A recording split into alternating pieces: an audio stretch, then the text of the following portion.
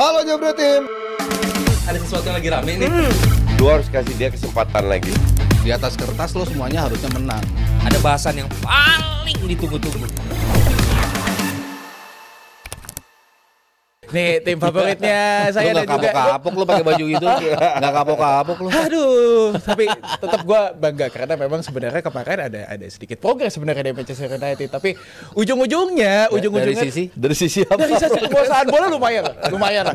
Coba dibantu lah, teman fans saya, tolong dibantu dong. Fans Fulham ya? Pembelaannya adalah United tidak tampil terlalu buruk. Tidak. Ya, punya beberapa chance, Betul. tapi kurang tajam, kurang klinis gitu. Iya. Tapi kita lihat bagaimana Elanga bisa memanfaatkan situasi di mana backline dari United gampang banget untuk bisa diterobos. Semua hanya mengikuti tanpa mengengage dengan cepat. Bahkan yang coba track back untuk melakukan foul adalah Garnacho, tapi dia juga gagal. Karena nggak biasa melakukannya gitu kan. Sebelum akhirnya ada gol yang spektakuler. Tapi ini harus diberikan kredit kepada Nuno Santo. Mungkin lo semua juga setuju kalau dia merupakan manager of the season lah di Premier League dengan apa yang sudah dia ubah. Forest yang struggling di 2 musim sebelumnya lolos dari degradasi, sekarang bisa menjadi tim yang begitu konsisten. Karena kan banyak yang mengatakan mungkin di second half of the season dengan pertandingan-pertandingan yang krusial mereka akan falter dan keluar dari top 4. Tapi enggak. Dan bahkan menghadapi Manchester United di City Ground di mana ini menjadi fortress mereka, luar biasa mereka untuk bisa memberikan konsep cara bertahan yang sangat baik, dan juga bagaimana Murillo di penghujung laga juga menjaga konsentrasi off the line, clearance-nya juga sangat bagus. Dan kalau lu ngeliatnya gimana di akhir-akhir Harry Maguire masuk sebagai pemain depan, itu kan udah konyol kan. Tapi fun fact-nya adalah Harry Maguire menjadi pemain paling berbahaya di saat dimasukkan oleh Ruben Amorim. Ya paling berbahaya. Berbahaya bagi tim sendiri atau bagi tim lawan? Satu peluang. Oh, satu peluang. Yang Murillo sampai selebrasi, itulah gara-gara Maguire. Tapi cuma itu doang peluangnya. Yang lain tendangan jumpa fans semua. Makanya gue juga bingung. Tapi ya Nuno Santos seperti apa melihatnya Bung Harpa? Ya kita lihat kan juga keberhasilan tim dilihat dari materinya ya. Jadi kalau mungkin setahun lalu orang bilang Nottingham Forest akan seperti ini, nggak ada yang percaya pasti. Dengan materi seperti ini, dengan status timnya juga, dengan ya sejarahnya sih dulu pernah, kalau nggak salah pernah juara Liga Champions. Juara Liga Champions. Ya. Jadi yang kita semua di sini belum lahir kalau nggak salah ya. Jadi inilah masih jauh. Cuman maksud gua ini satu anomali yang unik sih. Artinya kayak Elanga misalnya, itu kok bisa gitu ya. Jadi Gue juga bingung. Ada potensinya kan. potensinya ada, tapi gini loh, MU ini seperti Inter tahun 90-an akhir. Jadi pemain bagus masuk ke Inter, keluar di Internya tuh hancur, begitu keluar luar jadi bagus. bersinar ya. Banyak banget. Dimulai dari Bergkamp, Bergkamp, Andrea Pirlo. Terus Recoba, Venezia. Recoba juga dari segala macam, terus Ventola dan lain-lain lah, banyak lah itu. Kok MU jadi begitu sekarang gitu loh. Name it lah, kita semua tahu lah, Anthony, Elanga, Rashford, bahkan Greenwood pun sekarang kalau nggak salah di Marseille top skor ya. Pokoknya bagus lah gitu. Banyak lagi. Sancho nggak terlalu ya. McTominay. Ngebawa Napoli ya. Sekarang jadi di Kapolista segala macam. Jadi gue sampai pada kesimpulan sebenarnya yang harus dilakukan di MU itu adalah revolusi sebenarnya. Nggak serius, ini beneran. Karena segala cara mereka main orang-orang hebat semua itu. 50 kali lebih hebat dari kita aja mereka masih nggak sanggup untuk mendiagnosa bahkan masalahnya di mana. Ganti pelatih udah, dari mulai pelatih Portugal, Belanda, semua balik lagi ke Belanda, nggak ada yang berhasil. Ganti pemilik udah, ganti pemain udah, nggak ada ya, semua dicoba. Jadi apa mungkin ya ini kalau sedikit bicara, kalau teknikal udah lah, MU itu udah, menurut gue mentalnya itu udah bermasalah gitu ya. Menurut gue nggak ada salahnya mereka memulai seperti apa yang mereka lakukan lagi back to 92, waktu mereka menggunakan pemain muda ya. Udah deh, hajar semua. Memang agak sakit ya, teman mau nggak mau gitu. Lu pakai pemain muda semua. Kayak Ahmad Diallo. Gue dari awal gue bilang, walaupun gue fans Arsenal, gue sangat appreciate Diallo, mentalitasnya, kualitasnya. Itu bisa kita lihat waktu dia golin kalau nggak salah ke gawang City deh, yang bolanya susah banget. Kemudian dia ngambil keputusan, sampai ngejenggang kakinya dan dapet. Menurut gue itu menunjukkan dua hal. Mentality, dia nggak nyerah, dan kedua teknik. Dan ini bagus banget diantara teman lu yang ngedrag lu down, tapi lu masih bisa perform. Nah cuman nggak mungkin seorang Diallo itu bisa ngangkat tim sendirian. Lu nggak bisa. Akhirnya apa? Menurut gua pangkas habis. Lu masukin pemain-pemain lokal boy lu, walaupun nggak 100% ya, mungkin 40%. Mungkin ada secercah harapan. Karena yang gue bilang tadi, ini antitesanya Madrid. Kalau Madrid, lu masukin pemain biasa aja, dia akan terpengaruh jadi positif. Karena vibes-nya positif. Tapi di Madrid, itu tadi udah kita bilang kan, semua pemain dari Casemiro yang dianggap jantung rohnya Madrid sebagai yang juara Liga Champions 3 kali berturut-turut, kemudian bawa Bruno Fernandes segala macem, bawa back termahal, nggak jalan semua. Ya itu dia, karena menurut gua masalahnya tuh udah dari DNA-nya gitu yang harus dirubah. Iya, karena nggak bisa lu coba semua metode nggak bisa. Lawan Nottingham Forest, walaupun Nottingham Forest bagus ya, walaupun mereka menguasai permainan, tapi nggak ada sama sekali mentalitas yang kayaknya gue bisa bakal menang nih. Jadi ya lu mau sampai kapan gitu? Sampai gue sedikit cerita, temen gue saking dia kesel jadi bilang, lu pegang ngomong gue, Riz, MU nggak akan degradasi. Ngomongnya begitu, men.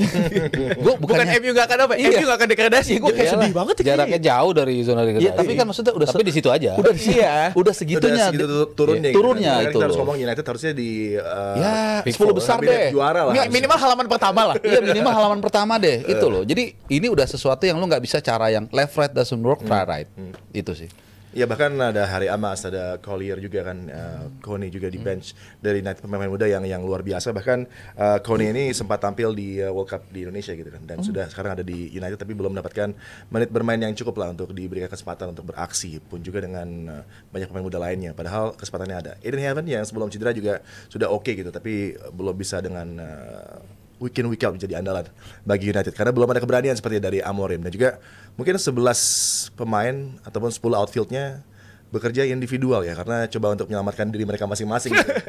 dari tim yang sedang tidak dalam keadaan yang positif. Ini berbeda dengan Forest yang tadi udah disenggol oleh Harpa, bahwa ini pemain-pemain yang banyak terbuang dari tim-tim seperti United kayak Elanga, tapi kemudian dikumpulin oleh Marinakis dan juga Nuno Santo menjadi tim yang hebat. Bahkan kita lihat ada Hudson Odoi juga yang di Chelsea nggak optimal, tapi di sini menjadi bintang juga walaupun dia tidak tampil kemarin. Gibbs White yang punya bandrol yang cukup mahal, tapi dia luar biasa juga setelah dari Wolves. Apa yang membuat situasinya sekarang bagi Amorim sangat pelik ya menuju akhir musim, dan berbeda dengan Nuno Santo dan Forest yang punya kesempatan luar biasa untuk bisa meraih juara juga di Cup Competition, dan terus untuk mencoba secepatnya mengunci spot menuju Champions League. Iya, gue termasuk salah satu yang skeptis juga terhadap Nottingham Forest ketika mereka ada di zona Liga Champion. Gue bilang tinggal tunggu waktu aja buat mereka turun. Drop, ya. Itu mungkin sama dengan scale yang sedikit lebih kecil waktu Leicester ada di puncak klasemen. Kita bilang tunggu aja second half of the season pasti perlahan-lahan mereka akan turun. Enggak juga. Ketemu siapapun yang dikirain bakal ngejegal, enggak juga. Dan ini dialami Forest gitu. Jadi wajar ketika mereka Tapi menjadi itu Leicester yang ngejar Tottenham ya. Ya. Sebagai catatan. Iya. Arsenal juga dong harusnya awalnya. Tapi kepleset jadi Tottenham doang. Mereka bisa ngalahin Liverpool, itu jelas satu hal yang menjadi satu-satunya tim yang bisa mengalahkan Liverpool di Premier League. Itu something yang harus kita kasih kredit gitu. Tim yang main gak neko-neko tapi tahu kemampuan setiap personel pemainnya. Starting 11-nya selalu on point, pergantiannya selalu on point, gaya mainnya pumping the ball ke dalam kotak penalti, pasti ada Chris Wood di situ, tinggal nunggu gol. Kalau mau dari belakang dikit ya tadi ada Hudson Odoi, pemain-pemain yang punya quality sebetulnya untuk bisa, bahkan mundur lagi ada Elanga yang bisa melakukan. Gue ngeliat kayak kemarin Pele dikejar pemain belakang, biasa aja kan, kejar aja biasa, tapi nggak di tackle, nggak di apa gitu, tapi ya kemarin Itu kayak Ronaldo, the OG Ronaldo ya, lawan Roberto Ayala. Iya, dikejar-kejar doang gitu, tapi nggak di tackle, nekelnya pun nggak bisa gitu. Jadi ya kalau itu satu harus kita kasih kredit buat Nottingham Forest gitu. Tapi kalau buat United, gue tuh selalu dalam beberapa kesempatan selalu gue bilang, this is the moment dimana lu sebagai fans United Harus bersatu. Iya. Harus ikut demo dong berarti. harus mulai ngubah mindset bahwa musim ini memang harus lo lepas gitu. Lu nggak bisa, lu nggak punya apa ya? Gua rasa dari tengah musim tuh udah dilepas harusnya. Ya maksudnya ketika lo nunjuk Amorim, lo harus sadar bahwa ini bukan momen lo untuk Amorim menyelamatkan lo. Kita bicara musim depan gitu. Karena gue suka sama pelatih yang stick dengan identity dia. Pemain gue nggak bisa terapin, nanti gue ganti. Gue cari pemain yang bisa melakukan itu. Makanya selalu gue bilang ini audisi yang dilakukan oleh pemain-pemain yang siapa yang bisa stick dengan plan dia.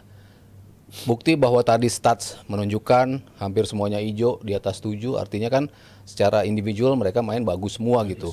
Creating chance, creating shots, mereka bisa melakukan itu. Cuman memang belum clinical apa yang mereka lakukan. Kalau itu kan bicara clinical sama enggak kan bedanya tipis ya. Lo bisa nyetak gol atau lo nggak bisa cetak gol gitu. Nah ini lo kedapetan ke 50% yang lo nggak bisa cetak gol gitu. Tapi kalau sistem ini udah jalan dan lu bisa convert setiap peluang lu menjadi gol, ya ini menjadi tim yang pastinya bisa menunjukkan sesuatu. Tapi bukan sekarang, bukan sampai akhir musim. Nanti musim depan dimulai, lu udah tahu siapa yang bisa keep up dengan skema ini, baru kita akan bicara United akan berada di kabinet tadi yang Adi bilang, menuju di 4 besar lah paling nggak mereka bisa masuk ke situ gitu. Cuman kalau sekarang, ya gue nggak ngelihat itu gitu. Ini lagi dicoba, semuanya nggak bisa, masing-masing bisa mencoba untuk nunjukin masing-masing kemampuan mereka. Nggak masalah kalau Bruno bisa tampil kayak di musim pertamanya dia bersama Ole dulu, ya itu lain cerita gitu. Tapi kan ini bukan Bruno yang kita tahu. Mungkin 2 pertandingan dia bisa tampil luar biasa, habis itu hilang. Kemarin bisa dibilang juga agak sedikit di bawah performance sebetulnya kan permainan dari Bruno. Ya tapi gue senang tadi ada pernyataan dari Om Haryo, ada stick to the plan dari Ruben Amorim yang akhirnya membuat sekarang pemain-pemain ini jadi seperti ajang audisi. Salah satunya adalah Garnacho yang sebenarnya ini pemain fantastis sebenarnya, dia punya sesuatu lah, punya bakat yang sangat-sangat besar sekali. Namun belakangan ini seperti sulit sekali untuk bisa masuk dalam skemanya Ruben Amorim. Apakah memang pure karena tactical dari Ruben Amorim membuat dia sulit untuk beradaptasi, atau memang performanya yang sedang menurun karena sulit sekali untuk mencetak gol bagi Garnacho? Gue bilang Garnacho ini bukannya pemain jelek, tapi juga nggak wow juga menurut gua. Tapi balik lagi tadi yang seperti disampaikan Mas Haryo, segala macam model pemain itu udah masuk di MU kan. Pemain yang Zirkzee yang gede, kemudian yang punya pengalaman di Liga Champions kayak Casemiro, back termahal udah dari sana, apalagi gitu. Udah semua dicoba nggak berhasil. Jadi kalau seorang Garnacho terus kemudian gagal ya nggak mengherankan. Jadi secara personal pun dia menurut gue skillnya nggak jelek, cuman nggak yang gimana juga gitu. Apa ya? Tapi mungkin yang mesti kita lihat di sini adalah apa ya? Sampai bingung ngomongin MU. Gue sebenarnya jujur, mereka aja mungkin bingung ya ngebahas ini apa sih masalah di MU itu. Kalau technical sih bisa aja kita bilang kayak tadi Mas Aryo, ini pemain ini bagus secara kolektif. Tapi masalahnya bukan di situ. Ini masalah dari mentalnya sih. Udah rusak. Beneran, bukan gue ini MU ya. Kalau hanya kasuistis misalnya ya, kayak kepleset kayak Liverpool tahun 2009 sama 2014 itu kasuistis gitu loh. Yeah. Sebenarnya tim itu secara struktur sudah memenuhi semua, tapi ya shit happens lah kalau itunya. Tapi kalau MU enggak. Jadi gue nggak tahu deh kalau bahas personal pribadi pemain per pemain nggak ada masalah sebenarnya. Kayak Diallo gue udah muji dia habis-habisan. Bahkan Maino pun dari awal dia muncul, gue bilang oh ini punya potensi nih. Cuman dia berada di waktu dan tim yang salah. Nah hipotesa gue itu kan bisa dibenarkan dengan pemain yang keluar tuh sukses-sukses semua kan.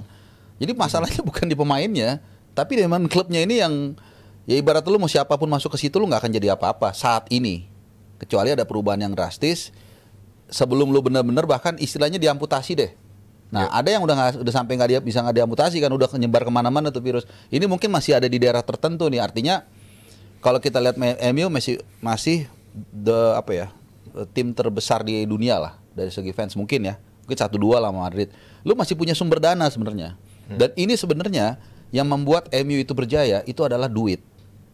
Ketika tahun 90-an Ferguson sadar, no we have to expand to third world, ke emerging market. Makanya di saat yang sama kan waktu itu ada Rupert Murdoch ya yang mulai mengekspansi penyiarannya. Dia tahu nih, oh ini magnitude-nya gede banget nih kalau gue bisa nge-grab dunia ketiga. Dari situlah dia dapat duit, dari situlah dia kemudian beli Paul Ince, kemudian Eric Cantona dan lain-lain, dan akhirnya jadi klub yang hebat. Sebenarnya MU masih punya itu.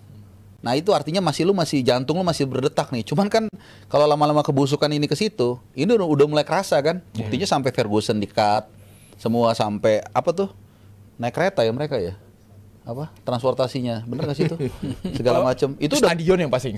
Nah itu kan berarti udah mulai merambat. Nah itu takutnya udah kalau sampai jantungnya kena keuangan ya lu udah nggak bisa ngapa-ngapain lagi. Lu sekarang masih bisa Anthony gagal, masih ada duit segala macam. Jadi kalau menurut gue sih lu mesti bener-bener ada revolusi itu aja sih. Lu mau bahas detail pemain, mau bahas Onana tersendiri, tiap minggu ada aja yang bisa lu salahin gitu loh.